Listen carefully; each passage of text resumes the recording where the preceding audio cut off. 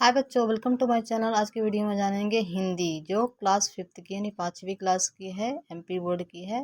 उसका चैप्टर 2 है यानी पार्ट 2 है, जिसका टाइटल है बुद्धि का फल। इसमें कहानी है, तो चलिए जानती हैं। एक रोज की बात है कि बादशाह अकबर के दरबार में लंका के राजा का एक दूत पहुंचा। उसने बादशाह अकबर से एक नई तरह की मांग करते हुए कहा, आलम पनाह, आपके दरबार में एक से बढ़कर एक बुद्धिमान और होशियार तथा बहादुर दरबारी मौजूद है। हमारे राजा ने आपके पास मुझे एक घड़ा भरकर बुद्धि लाने के लिए भेजा है। हमारे महाराज को आप पर पूरा भरोसा है कि आप उनका बंदोबस्त किसी न किसी तरीके से करेंगे। यह सुनकर बादशाह अकबर चकरा गया। उन्होंने अपने मन में सोचा, क्या बेतुकी मांग की है। भला घड़े में बुद्धि का बंदोबस्त कैसे किया जा सकता है। लगता है लंका का राजा हमारा मजाक बनाना चाहता है। कहीं यह इसमें सफल हो गया तो। उनके मन में सवाल उठने लगे। तभी बादशाह को बीरबल का ध्यान आया। वे सोचने लगे कि बादशाह शायद यह कार्य बीरबल के बस का भी ना हो तो, मगर फिर भी उन्हें बताने में क्या बुराई है। जब बीरबल को बादशाह के बुलाने का कारण ज्ञात हुआ तो वह मुस्कुराते हुए कहने लगे, आलम पनाह, चिंता की कोई बात नहीं है। बुद्धि की व्यवस्था हो जाएगी, लेकिन इसमें कुछ हफ्ते का वक्त लग सकता है। बादशाह अकबर बीरबल की इस बात पर कहते भी तो क्या, बीरबल को मुंह मांगा समय दे दिया गया। बीरबल ने उसी दिन शाम को अपने खास नौकर को आदेश दिया कि छोटे मुंह वाले कुछ मिट्टी के घड़ों की व्यवस्था करो। नौकर ने फौरन बीरबल की आज्ञा का पालन किया। घड़े आते ही बीरबल और नौकर को लेकर कद्दू के एक बेल के पास गए।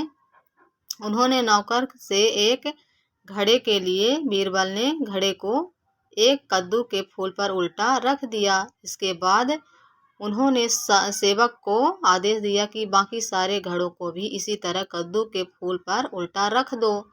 बीरबल ने इस काम पर के लिए सेवक को उन घड़ों की देखभाल सावधानी पूर्वक करते रहने का हुक्म दिया और खुद वहां से चले गए।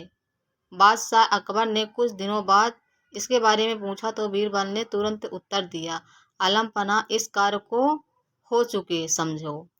बस 2 सप्ताह का समय और चाहिए। उसके बाद पूरा घड़ा बुद्धि से लबालब भर जाएगा।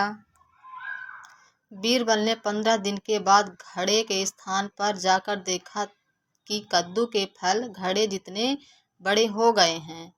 उन्होंने नौकर की प्रशंसा करते हुए कहा, तुमने अपनी अच्छी जिम्मेदारी बड़ी कुशलतापूर्वक निभाई है। इसके लिए हम तुम्हें इनाम देंगे।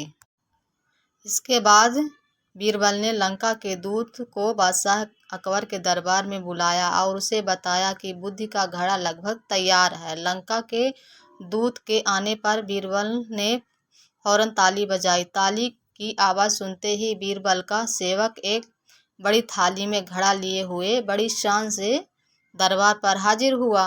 बीरबल ने घड़ा उठाया और उसे लंका के दूत के हाथ में सौंपते हुए कहा, लीजिए श्रीमान जी, आप इसे अपने महाराज को भेंट कर दीजिए, लेकिन एक बात का अवश्य ध्यान रखिएगा कि खाली होने पर हमारा यह कीमती बर्तन हमें जैसा का तैसा वापस मिल जाना चाहिए।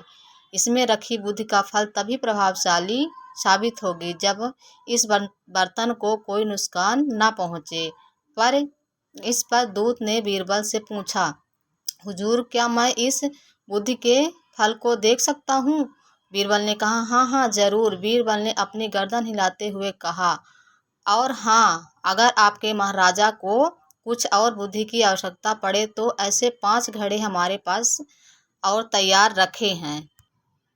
परेशान होते हुए दूत ने मन ही मन सोचा, हमारी भी मती मारी गई थी, भला हमने भी क्या सूझी। बीरबल का कोई जवाब नहीं। भला ऐसी बात मैंने सोची भी कैसे। घड़ा लेकर दूत के जाते ही बादशाह अकबर भी अपने उत्सुकता को दबा न सके। फौरन बोल उठे, बीरबल, बुद्धि का फल हमें भी दिखाओ।